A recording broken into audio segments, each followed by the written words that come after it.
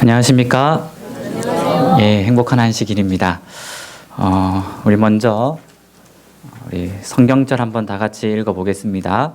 앞에 나와 있습니다. 요한복음 6장 56절에서 57절입니다. 다 같이 읽겠습니다. 요한복음 6장 56절 시작.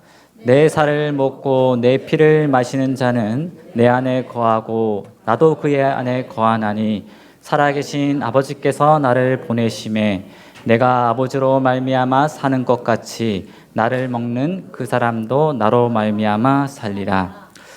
예, 저는 하나님께서 저를 이곳에 보내신 이유가 우리 살아계신 아버지께서 저로 이 살과 피를 여기서 먹게 하셔서 사시게 하시고 또 성도님들도 그 살을 먹고 살게 함이라고 저는 믿습니다.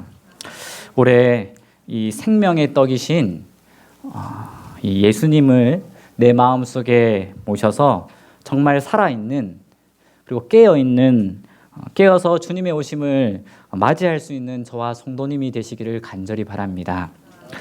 그래서 저는 오늘 우리 성도님들과 함께 이 십자가에 대해서 이 3월을 시작하는 첫 즈음에 생각해 보았으면 합니다. 제가 2006년도에 군대를 갔는데 강원도 철원 기마교회를 다녔습니다. 안식일날 이제 목사님이 안교 교과 시간에 저에게 질문했습니다. 한번 십자가의 사랑에 대해서 말해보게나. 제가 뭐라고 대답했을까요? 잘 모르겠습니다. 이렇게 대답했습니다. 신학과 3학년을 마치고 군대를 간 저는 그동안 설교 시간에 수없이 많이 십자가 설교를 들었고 학교에서 배웠으나 내 마음속에 내가 진정으로 느끼고 또 감사하는 그 십자가의 사랑이 뭔지 몰랐습니다. 머리에서 가슴으로 내려오지 못한 것입니다. 우리 세상에서 가장 먼 곳이 어디라고 합니까? 머리에서 가슴까지가 제일 멀다고 하죠. 그랬더니 그때 박순향 목사님이셨는데 우리 제 뒤에 있던 집사님에게도 멋쩍였는지 물어보았습니다. 집사님, 십자가의 사랑에 대해서 한번 이야기해 보십시오. 저도 사실 잘 모르겠습니다. 성도님, 방금 우리 대예배 특창 중에 그 십자가의 사랑에 대해서 들을 때에 어떻게 부르면서 또 들으면서 혹시 코가 찡하거나 또 눈물이 나신 분 계십니까? 예. 다른 분들은 그새 다 마르셨죠? 예수님이 내 죄 때문에 십자가에 죽으셨다는 이야기는 날마다 감사할 수 있는 주제입니다. 예. 항상 기뻐하라, 쉬지 말고 기도하라, 범사에 감사하라. 이것이 그리스도 안에서 너희를 향하신 하나님의 뜻이니라. 이게 많이 들어보셨죠? 이 세상에 슬픈 일도 많고 걱정도 많은데 어떻게 무엇을 범사에 감사하라는 말일까요? 범사가 무슨 뜻입니까?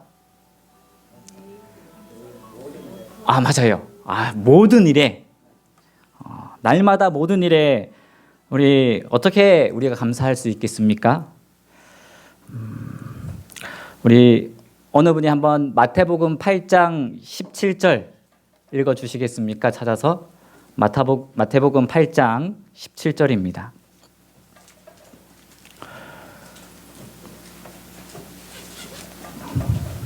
이는 선지자 이사야로 하신 말씀에 우리 연약한 것을 친히 담당하시고 병을 짊어지셨도다. 함을 이루려 하심이더라. 예, 아멘. 친히 하나님께서 우리의 죄를 담당하시고 병을 짊어지시기 위해서 십자가에 달렸다는 사실을 알 때에 우리는 어떤 어려운 일 가운데서도 감사할 수 있음을 여러분에게 오늘 말하고 싶습니다. 앞이 캄캄한데 어떻게 모든 일에 감사할 수 있습니까? 라고 묻는다면 저는 우리 책에 나와 있듯이 인간의 영혼을 위해 지불할 값을 깊이 생각하시는 예수님을 바라보게 되시기를 간절히 기도합니다. 우리는 예수님을 바라봄으로 죄에서 병에서 벗어나 참된 평안을 우리가 얻을 수 있습니다. 사실 저는 설교를 능숙하게 잘 하지 못합니다. 그리고 우리 여기 앉으신 분들이 저보다 신앙 연배도 많이 높으십니다.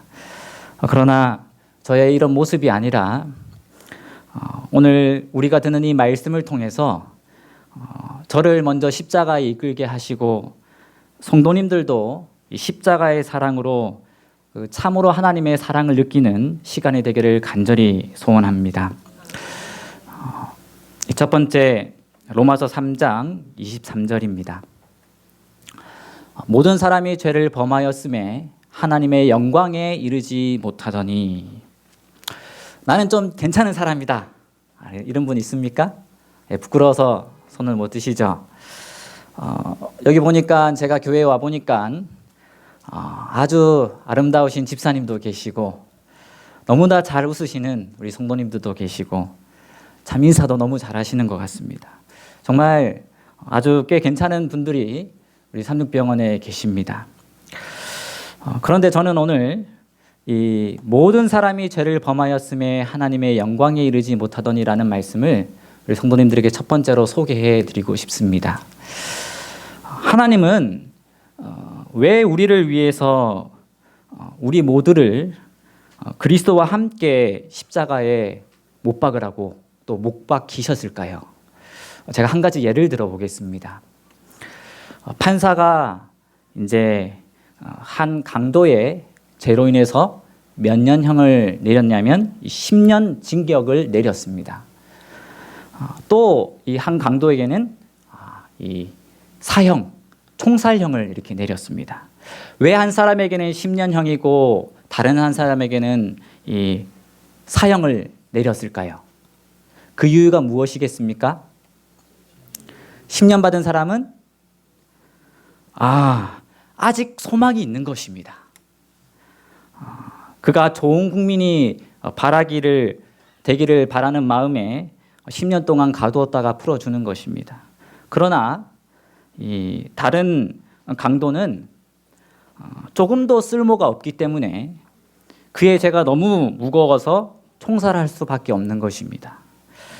그렇다면 하나님은 우리를 10년형으로 보실까요? 아니면 총살할 수밖에 없는 것으로 보실까요? 10년형. 믿음이 좋으십니다. 예. 하나님은 우리를 어디에 못 박으셨냐면 예수님과 같이 십자가에 못 박으셨습니다. 그럼 우리가 무슨 형입니까? 사형되었다는 것입니다. 왜 그러셨습니까? 왜 우리를 사형시키셨습니까?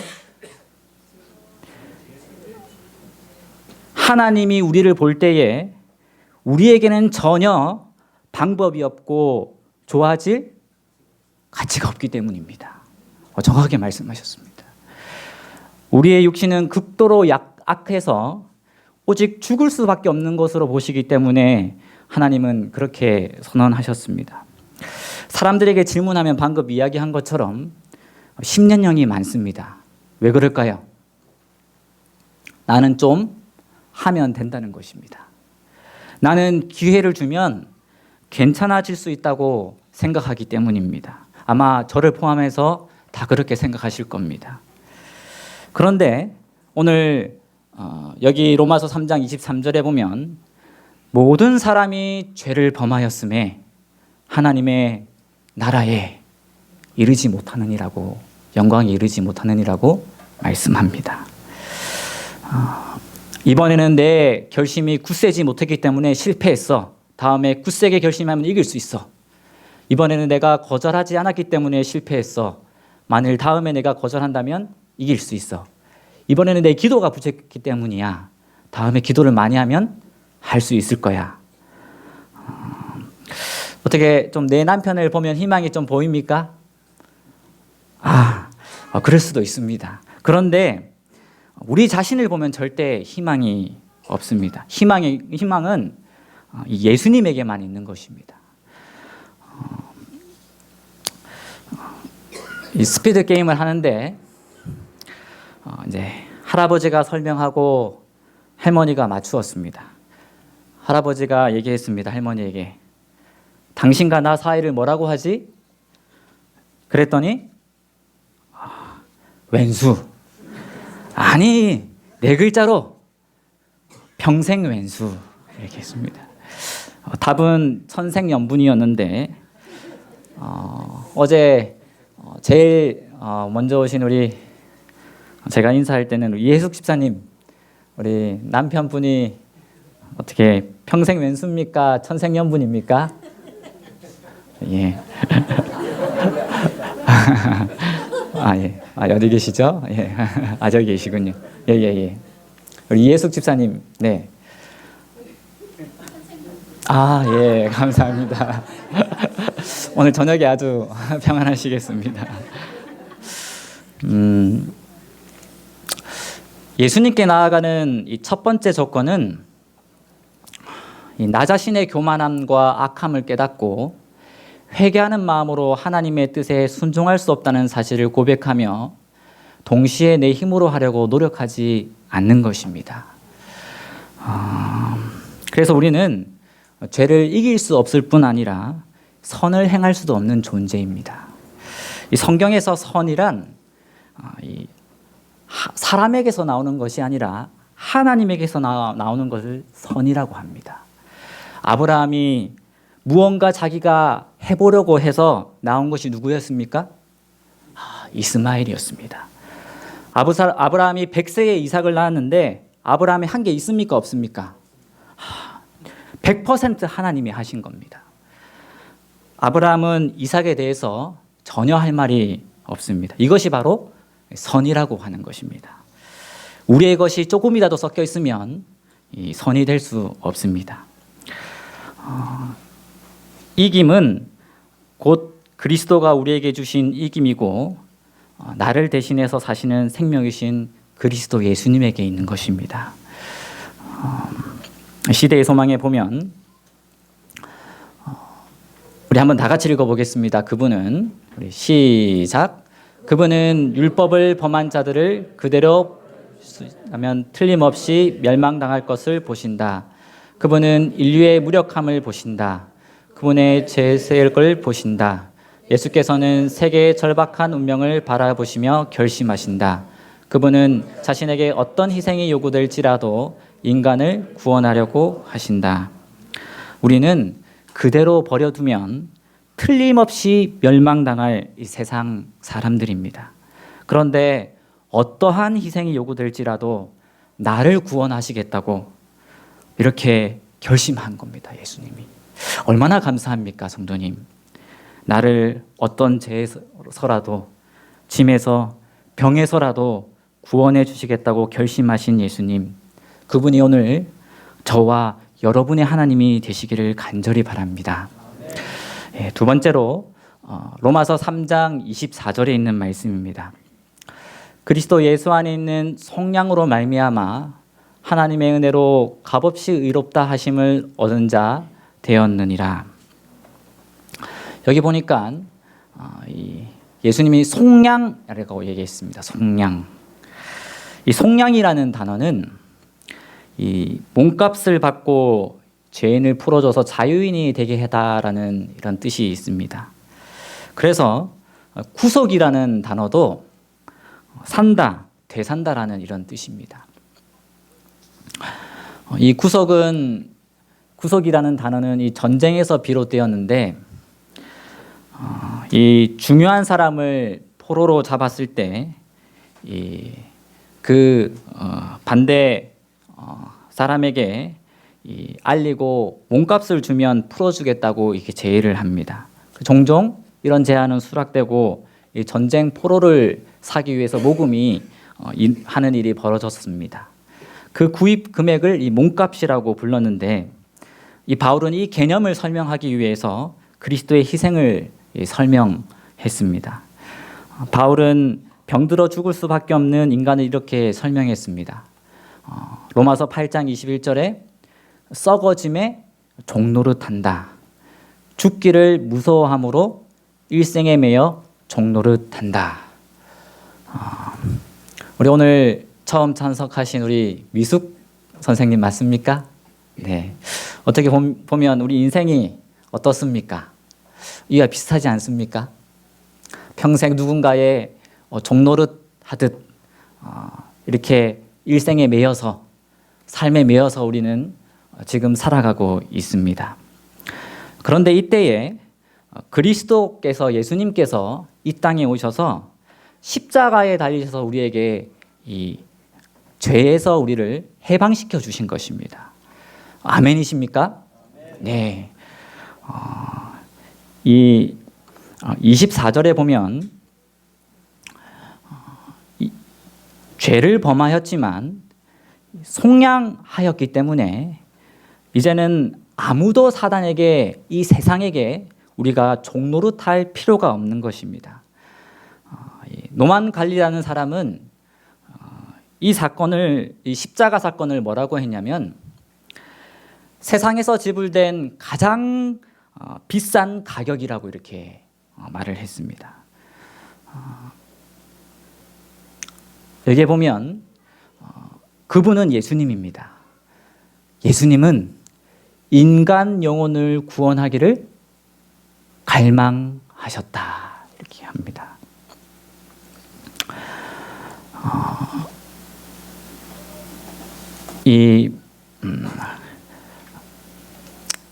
이사야 53장 7절에 보면 그가 곤욕을 당하여 괴로울 때에도 그의 입을 열지 아니하였으며 마치 도수장으로 끌려가는 어린 양과 털 깎는 자 앞에서 잠잠한 양같이 그의 입을 열지 아니하였도다. 여기에 보니까 예수님이 양으로 이렇게 묘사되어 있습니다. 양은 여러 가지 특징이 있습니다. 양은 물을 무서워하고, 양은 신기하게도 이렇게 앉았다가 일어설 수 있는데 옆으로 넘어지면 목자가 세워주기 전까지는 절대로 자기 힘으로 일어설 수가 없습니다. 또 한 가지 특징이 있는데 이 양은 이 죽음 앞에서 염소나 돼지들은 이 죽음 직전에 이 발버둥을 치는 반면에 이 양은 죽음 앞에서 모든 것을 체념한 듯 온순해진다고 합니다. 예수님을, 우리를 위해서 십자가에 달리신 예수님을 이 어린 양으로 지금 묘사하고 있습니다. 그가 곤욕을 당하여 괴로울 때에도 그의 입을 열지 아니하였으며, 누구를 위해서? 나를 살리기 위해서. 십자가에서 털 깎는 자 앞에서 잠잠한 양같이 그의 입을 열지 아니하였도다. 바로 나를 위해서 자원해서 친히 자신을 죽도록 내어주신 것입니다. 순순히 손을 내밀어 십자가에 못 박히셨고 언제든지 내려올 수 있었지만 내려오지 않았습니다. 자신을 내어주신 예수님은 우리를 정말로 사랑하셨습니다. 이런 우리 예수님을 위해서 우리가 할 수 있는 일, 그것은 이분을 우리가 잊지 않는 것입니다. 이 구찬미가 127장에 보면 이런 말이 있습니다. 슬픔의 눈물 방울들도 내가 진 사랑의 빛을 결코 갚을 수 없으리라. 주여, 여기 제 자신을 당신께 드리나이다. 이것이 내가 할 수 있는 일의 전부이니이다. 이런 분을 위해서 내 마음을, 내 자신을 정말로 드리기를 원합니다. 우리 사랑하는 성도님, 이 주님께 내 마음 문을 여시지 않겠습니까? 이 마지막 시대에, 이 시대를 우리 성경에서는 라오디게아 교회라고 하는데, 이 라오디게아 교회의 특징이 무엇이냐면 문 밖에 서서 두드리는 예수님이 계시다는 겁니다. 날 사랑하시는 주님이 지금 나의 문을 두드리고 계시는 겁니다. 우리 사랑하는 성도님, 그 주님 앞으로 나오셔서 내 마음 문을 두드리시는 그 주님을 만나시기를 간절히 바랍니다. 그 주님을 믿을 때에 나를 얼마나 사랑하시는지 내 마음속에 오셔서 나를 안아주실 것입니다. 세 번째로 로마서 3장 25절입니다. 이 예수를 하나님이 그의 피로써 믿음으로 말미암아 화목제물로 세우셨으니 이는 하나님께서 길이 참으시는 중에 전에 지은 죄를 강가하심으로 자기의 의로우심을 나타내려 하심이니. 여기서 이 간과하다 지은 죄, 우리 지은 죄 많습니까? 적습니까? 많기도 하고 또 적기도 하죠. 저는 정말 많습니다. 제가 여기 올라오면서 어떻게 이 죄 많은 자가 이곳에 올라와서 설교할 수 있을까? 제가 이렇게 기도했습니다. 그런데 여기서 죄를 간과하다라는 말은 무슨 뜻이냐면 큰 관심 없이 대강 보아 넘기다라는 뜻입니다. 죄가 가리움을 받았다는 의미입니다. 어떻게 함으로? 누가 제물이 되심으로? 예수님께서 화목 제물이 되심으로 말입니다.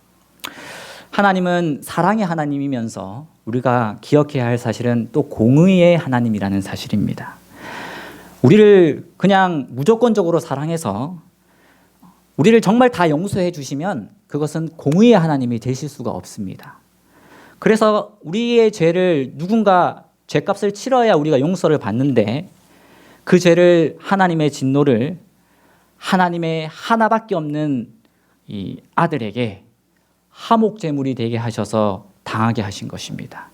이 부분을 로마서 8장 1절은 말하기를 이렇게 얘기합니다.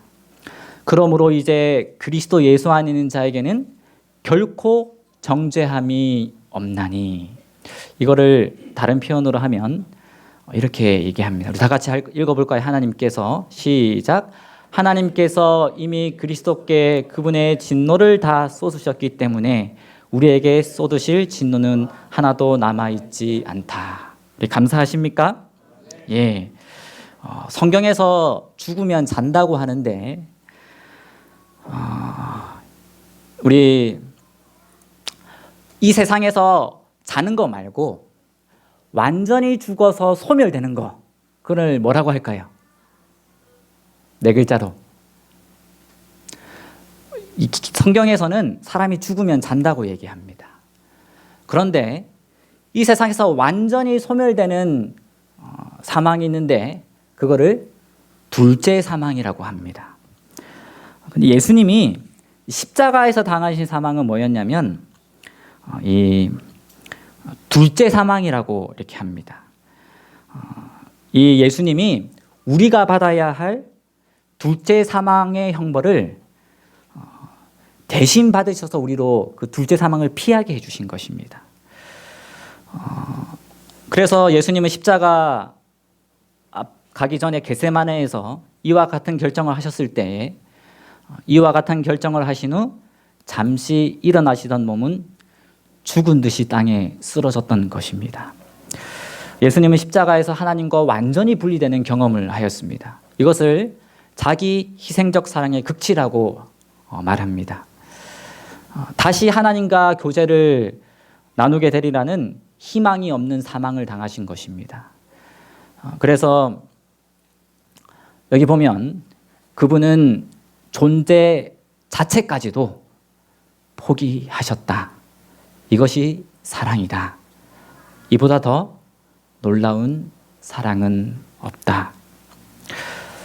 성도님, 아빠와 딸이 이 차를 타고 가고 있었습니다. 그런데 아빠가 딸에게 물었습니다.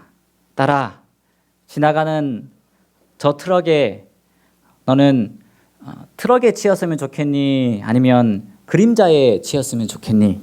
영문을 모르는 딸은 물론 그림자에게 치이는 게 좋겠죠, 아빠. 저 차에 치이면 모두 죽지 않아요.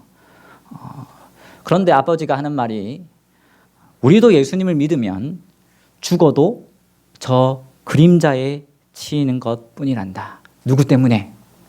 예수님이 이미 나를 위해서 둘째 사망으로 옮겨주셨기 때문에 해서 다른 생명으로. 계속하는 말이 아빠가 호랑이의 그림자를 두려워할 사람은 없단다. 예수 그리스도께서 우리를 위해 죽으심으로 우리에게 부과할 둘째 사망은 이제 믿는 자에게는 없고 우리에게 껍데기만 있는 것입니다. 날마다 문소리만 하면 자기를 데리러 올 줄 알고 놀라던 사형수가 감형이 되어서 무기징역으로 바뀌었을 때에 좀 좋겠습니까? 네, 조금 좋겠죠. 그런데 이 영원의 죽음의 형벌을 면하고 영생을 얻게 된 이 그리스도인의 감격은 얼마나 큰지 우리가 생각해 볼 때에 감사한 일인지 모릅니다. 그래서 우리 그리스도인은 이 진노에서 해방되는 것에 대해서, 사망의 권세에서 해방되는 것에 대해서 우리는 감사할 수밖에 없는 것입니다. 저는 이 군대에서 이 노래를 처음 부르게 되었는데 참 너무 하나님께 감사했습니다. 오직 주의 사랑에 매여. 여기 보면 오직 주의 사랑에 매여 내 영 기뻐 노래합니다. 이 소망의 언덕 기쁨의 땅에서 주께 사랑드립니다. 주께서 주신 모든 은혜 나는 말할 수 없네. 내 영혼 즐거이 주 따르렵니다. 주께 내 맘 드립니다. 주께서 주신 모든 은혜 나는 말할 수 없네. 내 영혼 즐거이 주 따르렵니다.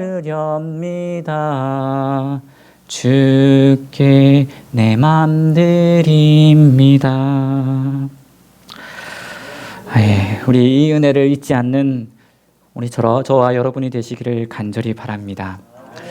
우리 마지막으로 로마서 3장 26절입니다. 곧 이때에 자기의 의로우심을 나타내사 자기도 의로우시며 또한 예수 믿는 자를 의롭다 하려 하심이라. 이 그리스도께서 십자가에서 이루신 구원을 설명하기 위해서 바울은 오늘 본문에서 마지막으로 예수 믿는 자를 의롭다 하심이라는 단어를 사용합니다. 의롭다 하다라는 하심이라는 단어는 의롭게 만들다가 아니라 의롭다고 선포하시다라는 의미가 있습니다.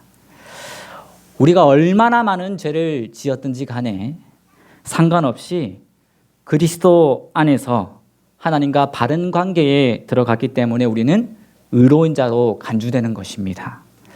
그리고 그것을 나 개인에게 효력 있게 하는 것이 바로 믿음이라고 하는 것입니다. 로마서 5장 1절에 보면 그러므로 우리가 믿음으로 의롭다 하심을 받았으니 우리 주 예수 그리스도로 말미암아 하나님과 화평을 누리자. 만약 용서받을 가치가 없는 자들을 용서하신다면 그분의 공의는 이렇게 무너지게 될 것입니다. 그러기에 하나님은 사랑이신 하나님은 공의이신 하나님은 십자가의 방식으로 우리를 용서하기로 결정하신 것입니다.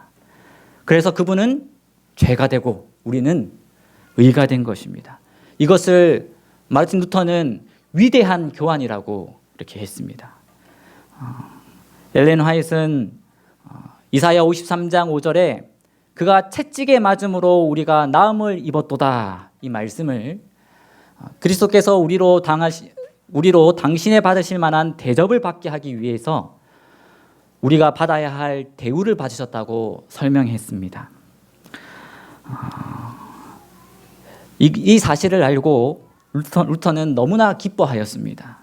그래서 루터는 자기 자신의 죄를 해결하기 위해서 수만 번 고해성사를 하고 108계단을 무릎으로 수없이 올라갔지만 자기의 죄를 해결하지 못해서 늘 마음이 편하지 않았습니다.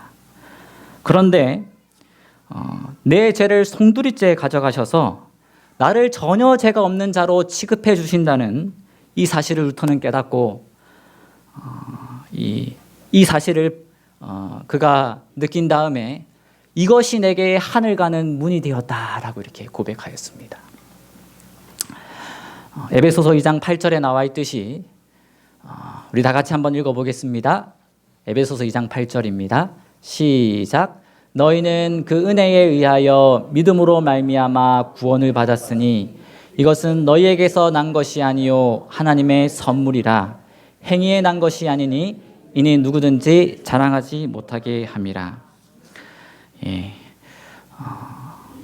나를 의롭다고 해주시는 이 사실은 온 우주에서 가장 위대한 진리인 것입니다.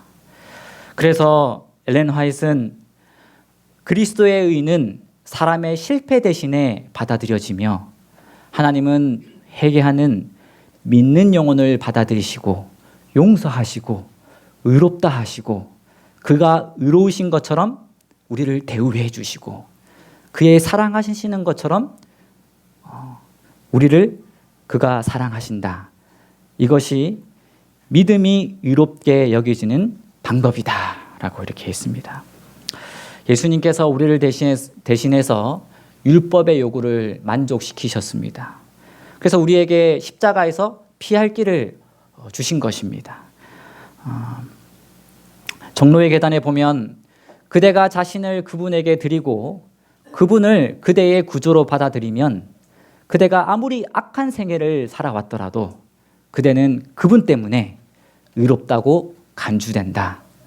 그리스도의 품성이 그대의 품성을 대신하게 되고 그대는 죄를 범하지 않은 것처럼 하나님 앞에 간합된다. 엘렌 화이트는 그리스도인이 된 후에라도 우리가 전혀 하늘에 들어갈 수 있는 의를 만들어낼 수 없는지에 대해서 뭐라고 얘기했냐면 우리가 참된 신자가 드리는 기도, 종교의식, 찬송 이런 것들은 우리가 하늘로 올라가지만 인생이라는 부패한 통로를 통과하면 어떻게 될까요? 그것들은 아주 더러워져서 피로 말미암아 정결되지 않는 한 절대로 이 흠없는 순결한 상태로 하나님께 올라가지 않는다고 했습니다. 그래서 하나님 우편에 계신 중보자 되신 예수님께서 그분의 의로 모든 것을 정결케 하셔서 우리의 것이 하나님께 간합되게 하시는 겁니다. 결국 우리가 의지할 것은 무엇밖에 없습니까? 십자가에 달리신 예수님밖에 없는 것입니다. 사단이 우리에게 와서 죄인이라고 하면 뭐라고 해야 됩니까? 예수님께서 나를 대신해서 십자가에서 달리셔서 구원하시기 위해 이 땅에 오셨다고 말하면 되는 것입니다. 치러야 할 아무런 대가도 가지지 않고 빈손으로 가나이다. 그저 당신의 십자가에 매달릴 뿐입니다. 여기서 매달리다는 뜻은 단단하게 붙들다라는 말입니다. 왜 우리가 십자가에 매달려야 합니까? 그것은 우리 구원의 길이 그 길밖에 없는 것입니다. 그것을 떠나서는 아무런 희망이 없습니다. 그래서 우리는 이 십자가에 매달려야 하는 것입니다. 로마서 3장 28절에 사람이 의롭다 하심을 얻는 것은 율법의 행위에 있지 않고 믿음으로 있다고 했습니다. 마지막으로 한 예화 마치고 말씀드리고 마치겠습니다. 한 여자가 밤에 이제 급히 운전을 해서 멀리 갔다 왔기 때문에 운전을 해서 집으로 가고 있었습니다. 그런데 이 트럭이 얼마나 크고 위험합니까? 자기들을 바짝 쫓아오는 것입니다. 그래서 놀래서 멀어지기 위해서 악셀을 밟았더니 이 트럭도 바짝 다가오는 것입니다. 속력을 내면 그 트럭도 속력을 냈습니다. 겁에 질린 이 여자는 고속도로를 빠져나왔습니다. 근데 이 트럭 또한 또 고속도로를 빠져나왔습니다. 겁에 질린 여자는 휴게소로 바로 달려 들어가서 차 문을 열고 비명소리를 내면서 황급히 사무실로 뛰어 들어갔습니다. 근데 이 트럭 운전사도 트럭에서 뛰어내렸습니다. 그런데 이 운전사가 그녀의 차로 달려가는 것이 아닙니까? 그리고 뒷문을 열더니 뒷좌석에 앉아있던 남자를 끌어내어서 바닥에 냉동이 쳤습니다. 알고 보니 높은 운전석에 있었던 트럭 운전사는 그 여자의 뒷좌석에 앉아서 웅크려서 이 여자를 범하려 기회를 엿보고 있던 것을 이 트럭 운전사가 본 것입니다. 그 추격은 해치려는 것이 아니라 이 여인을 구원하려고 한 것이었습니다. 십자가도 마찬가지입니다. 우리를 해치려고 하는 죄와 함께 도망치고 있는 우리를 포기하지 않고 오시는 하나님의 사랑을 대표합니다. 이 쫓아오시는 은혜 때문에 우리가 구원을 받을 수 있게 되는 것입니다. 하나님은 우리를 계속 쫓아오십니다. 우리 선생님을 이 교회에 붙잡아서 데리고 온 것처럼 누군가를 통해서 우리는 그분께 가려고만 하면 우리는 그분이 쫓아오기 때문에 돌아서기만 하면 되는 것입니다. 바로 나의 한 걸음 뒤에서 나를 쫓아오시기 때문입니다. 그래서 히브리서 2장 6절에 보면 우리가 이같이 큰 구원을 등한히 하면 어찌 그 보응을 피하리요. 이 구원은 처음에 주로 말씀하신 바요 들은 자들이 우리에게 확증한 바라고 하십니다. 우리 성도님,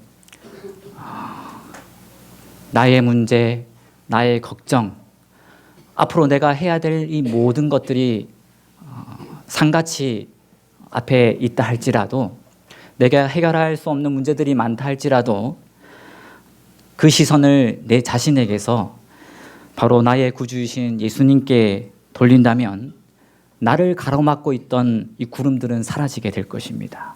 우리는 예수님을 바라보게 될 때에 살게 됩니다.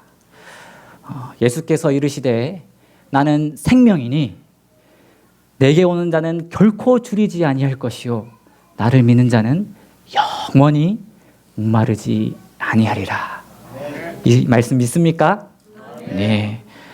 이사야 45장 22절에 보면 땅 끝의 모든 백성들아 나를 앙망하라 그리하면 구원을 받으리라고 우리에게 말씀하십니다. 예수님을 바라보는 데에 앙망하다라는 뜻은 예수님을 바라보라는 뜻인데, 예수님을 바라보는데 큰 수고가 들이지 않습니다. 발이나 손을 들여야 할 필요도 없습니다. 그저 바라보는 것입니다. 이것은 바보라도 바라볼 수 있는 것입니다. 어린이도 할 수 있습니까? 누구라도 할 수 있는 것입니다. 보라, 세상 죄를 지고 가는 하나님의 어린 양을 보라. 여러분, 이 십자가에 달리신 예수님을 바라보시게 되기를 바랍니다.